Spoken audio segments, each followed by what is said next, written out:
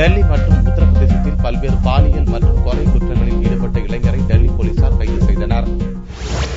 டெல்லியின் பெகம்பூர் பகுதியில் 6 வயது சிறுமியை பாலியல் பலாத்காரம் செய்து கொலை செய்த வழக்கில் டெல்லி போலீசார் ரவீந்திரகுமார் என்பவரை ஞாயிறன்று கைது செய்தனர்.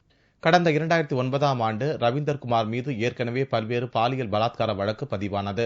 கடந்த 2014ஆம் ஆண்டு கைதாகி கடந்த ஜூன் மாதம் ஜாமீனில் வெளிவந்த ரவீந்தர் 6 வயது சிறுமியை பாலியல் பலாத்காரம் செய்து கொலை செய்துள்ளான். ரவீந்தர்குமாரை கைது செய்த டெல்லி போலீசார் தீவிர விசாரணை மேற்கொண்டனர். விசாரணையில் 15 சிறுமிகளை பாலியல் பலாத்காரம் செய்ததாகவும் அதில் 11 சிறுமிகளை கொலை செய்துள்ளதாகவும் ரவீந்தர்குமார் வாக்குமூலம் அளித்துள்ளான்.